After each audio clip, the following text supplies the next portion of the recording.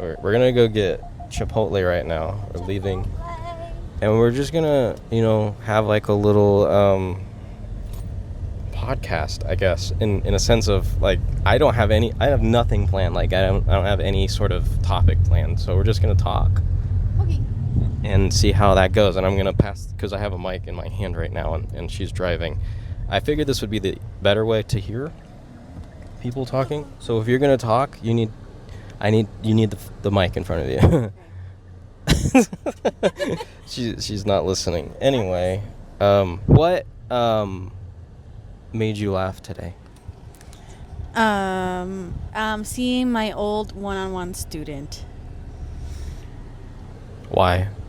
Because they were coming out of the nurse's office because they had an accident on them, and then they were walking with their para, and the first thing that they said to us, like, I had a bad day. And then it went on from there on, and just being their typical selves and just seeing them made me happy. So them having a bad day made you happy? No, not that they had a bad day. It's just they haven't changed with their personality, their just the way that they are. Does it make you feel better knowing? I think psychologically speaking, at least from my experience, and I'm not, obviously I'm not in your position, your shoes, so you could probably clarify a little bit better. But from what I've seen from the outside looking in at you and the things that you talk about, the way that things went when you were with that student and a few others, it felt to me like you blamed yourself for a lot of the ways that they acted. And now that you're not involved specifically with that student one-on-one, does it make you feel a little bit better knowing that it wasn't you? Like, obviously they're still having these problems and they have a different one-on-one. So does it make you feel better knowing that it's happening to somebody else and that you're not alone in the way that I guess that you thought or felt? Or did you feel like that? Maybe I'm just putting words in your mouth or feelings that weren't actually there. But either way, does it make you feel better knowing that you weren't the only one? I mean, I know that student had the disabilities that come with that student. It just made it harder. And I think the harder part for me was not knowing their disabilities, along with how to apply techniques to turn around and use for coping mechanisms, and just find new things to turn around and apply or try with the student. So do you feel like, again, maybe I'm just putting my own, because I see, like, it's like the TV show example I was talking about the other day. A lot of people, when they watch TV, they see the scenes that are the most important, but there's a whole life that's being lived between those scenes. You don't see every part of it. You don't see all the boring parts. You just see the parts where the action's happening and the drama takes place. That's the parts of the story that you're seeing. Unless it carries that story further, there's no reason to show the between the scenes things. So at school, you're one way. That's how everyone's seeing you. That's how everyone's viewing you. But at home, you're a different way. And that's not necessarily worse or better. It's just you have the ability at home to be more true, more authentic. Everybody, in some way, especially if you have a job, you got to put on a mask. You got to put on a fake personality that you wouldn't really act like anywhere else, because there's a demeanor, a professionalism. There's certain rules you have to follow and certain ways you have to act and certain behaviors you have to to navigate in certain ways that you wouldn't be able to at home. Like, for instance, a kid at the school might stab you in the leg. You don't have the right to drop kick that kid. Right? You don't have the right to even touch that kid. You can't do anything. He stabbed you, but you can't do anything back. Whereas at home, you can take the knife away. You can smack that kid's hand. You can give them a spanking. You can yell at them. You can do a lot more in the confines of your home than you can towards a student at school. So when you get home, you're able to, the way that you act or react, or the things that you do, are very different. I feel like you can relax a little bit more. You can be yourself a little bit more. You can sometimes take your frustrations out on us a little bit more. So do you feel like you are defeated when you get home? Was I right to assume or associate the way that you were feeling? Because again, facial demeanor, physical presence, the way that you do things, say things, even some things that spill out of your head from the day. In my standpoint, it felt like it was kind of starting to wear on you, like it was starting to pressure you, and you felt like you were failing. But now seeing this kid in this particular situation, at least for me, in my perspective, knowing you, it seems like that would be a relief. Like, I wasn't messing up. That's just their personality. They treat everyone like that. I mean, I knew that was that's how they are. But did you feel like you failed at all? I did. I constantly felt that I failed. It was more of heartbreaking for me. I guess the lack of additional help, the lack of additional resources that could have been provided to turn around and use. I think that's what was more frustrating to me, that we're limited to X, Y, and Z, like how you're saying, it's different, also too, different environments too. I'm at their home, I'm sure they're a 180 compared to at school, because they have the ABCs added to their environment, and we cannot apply those A, B's, and C's because technically we're not a parent or legally allowed to. So your frustration doesn't really land on what? Cool. You just blocked the whole entrance? That was cool of you. What a joke. He couldn't wait for that car to leave first, so he had to block the entrance for everybody. This is why we need a dash cam. Because that was stupid. The guy was blocking the entrance by trying to exit next to another guy who was also trying to exit on the correct side. Anyway, so your bigger problem was not so much the student as much as it was the support, the lack of support from faculty. It made you feel like a failure because they weren't giving you the right tools and training to take care of this person's needs. Correct. And they wouldn't tell you basically how or what you're supposed to be looking for. Correct. To help train that person better. Correct. That makes a lot of sense.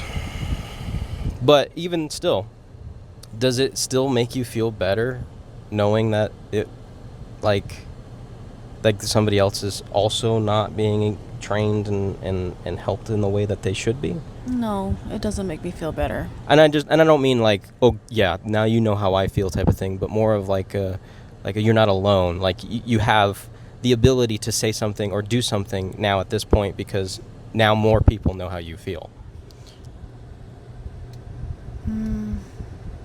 I don't know. I don't know how to answer that. All right, well, let's go get our Chipotle, and then, I don't know, maybe we continue on after this. All right, back at it again. Got the food. Adjusting cameras. Okay. It's kind of cool. I can see us. Anyway. That was a freaking mess in there. It was a crazy line, and then the lady behind the counter, she asked me what kind of rice and beans I wanted. I told her white rice and pinto beans, and she said, "What kind of beans?" I said, "Pinto beans." And then she said, "What kind of beans did you want?" I said, pinto, please." And then another guy came up and took my bowl and said, "What kind of beans do you want?" I was like, "I want pinto beans." What the heck? Why? It's just pinto. I want those ones. I don't know how else to define this. The same thing to me with the rice, because she asked me what rice I wanted for both bowls. It's like white rice for both. And then she put rice in one, and then she's like, "What rice do you want for the second bowl? Brown rice?" "No, white rice." There's just so many. I think there's just the line was getting so big, and they were getting so flustered because they wanted to try to keep the line down that they were freaking out a little bit. There was another employee that kind of went behind them and grabbed their phone and took a picture of how long the line was. Yeah, that was a little ridiculous. Anyway, I don't remember. Maybe we need to go to the other Chipotle that's across town, Why? because this one's always clustered. That's true, but that's a long drive. Not that long. It's significantly longer. It's another 10 minutes, so on top of the 5 minutes we had to get to here. So it was a 15-minute drive one way. So 30 minutes total. Yeah. Versus 10 minutes right here. I guess. Anyway, I don't remember what we were talking about before we went into Chipotle. So, topic change. Okay. I don't have anything in mind. I was hoping you had something. Maybe I need to adjust this microphone differently. It was probably going to be annoying on the thing. Yeah, I like that better. It sticks out a little bit more. I'm trying to think of a topic.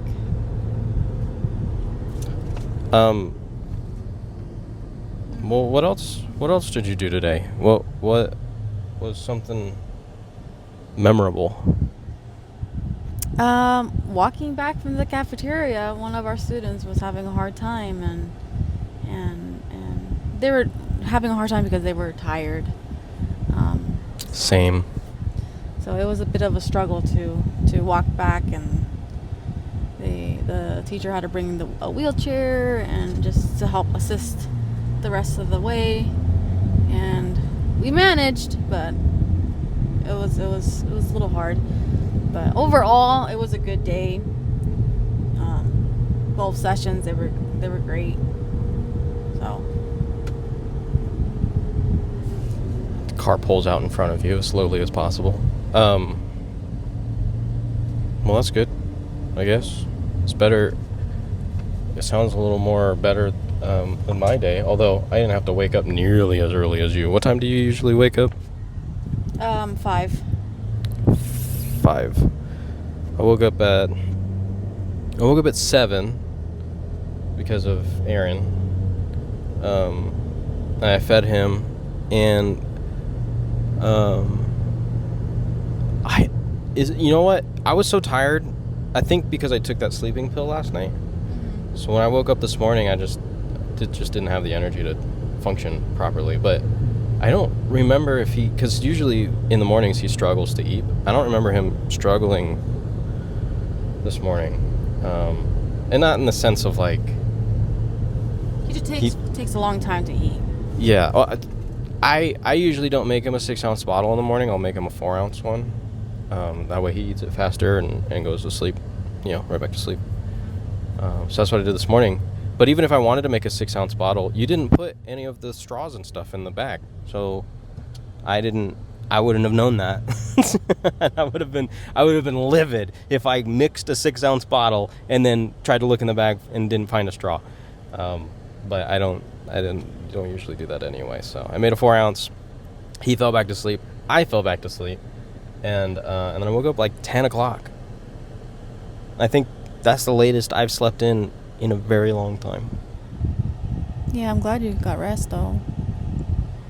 Yeah, well, it's one day out of a million. So I didn't put a straw in there.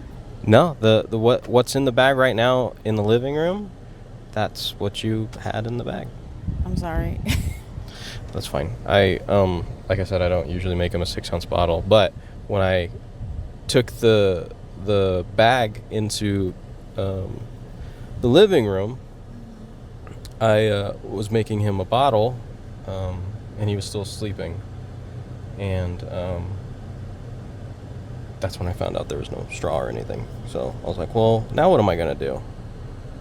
But then I opened up the dishwasher, and there was pieces in there that I was missing, and I just used those. Okay. And yeah, everything else somewhat smooth. Callie, her foot is bleeding all over the place still, so that's been kind of an issue. And there's blood on the couch, pillows, and a few of Novaly's things, and on the floor, and carpets and blankets, and having an indoor dog for you.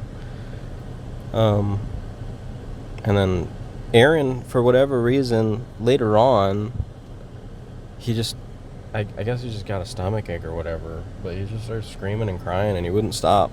And it was like 2 hours after he had eaten. And he burped and everything, so I don't know what the deal was, but I couldn't get him to calm down. I tried everything, and we couldn't find the pacifier. That was apparently in the dishwasher as well. Somebody put it in the dishwasher. I don't know who that was, but yeah, and then you got home. That was pretty much my day. Like, I didn't have time to do anything else. And now we're gonna get lunch at 4:16 p.m. Yeah. Dinner.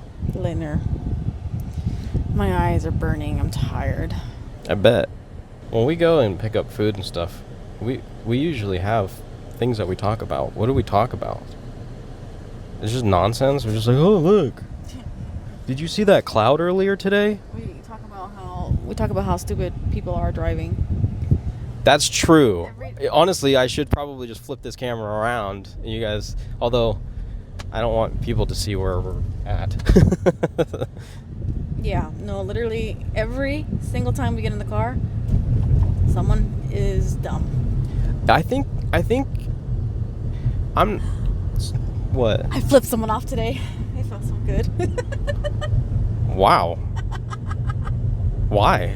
Because they were stupid. We were on the highway. I was going to work, and all of a sudden they just like decide to like let go of the gas and be stupid on the fast lane. In the highway? On the highway. But there's only one... Freeway. Oh, I was going to say, on the highway, there's only one lane. The freeway, yeah. It was on the freeway, sorry. And they just... they were stupid clear. And so I was going to try to get over, and all the cars behind me, like, all of a sudden went over, because, like, and they were kind of blocking me. I couldn't go over. And then I finally got clearing to get over. And then you were like... You flipped them off? No, I flipped them off before. I was like, what the heck are you doing? So you were behind him and you flipped him off? Yeah, I was behind him. So he never saw it? Probably not. That doesn't count. But it still felt good. Well, so they're increasing... I don't know if you've heard this, but they're increasing they're making certain kinds of tires. I think over 70% of the tires we have here in California, they're illegalizing them by 2033. I think 2033. So over 70% of the tires that we sell right now in California will be illegalized, and we won't be able to buy those tires anymore. I'm pretty sure our tires are probably illegal. So that means that the price of tires are going to skyrocket. Right now, we pay like $200 per tire. That means we're going to be paying like close to $400 a tire. That's insane. That's insane. That's.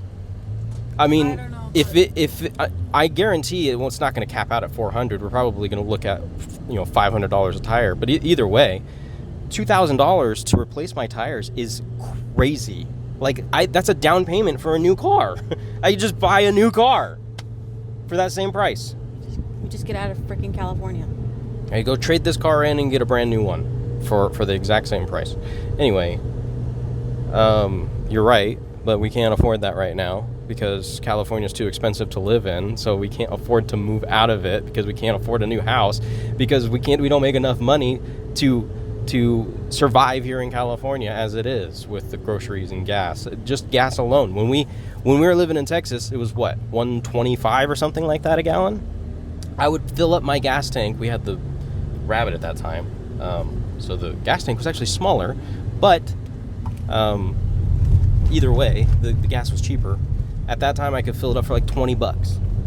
And then we moved back here, and the year we moved back here was 2020, I think 2019, like the end of 2019, 2020, gas was $4, like just inching towards $4 here in California. And then it went under $4. It was like $3.50 for a while.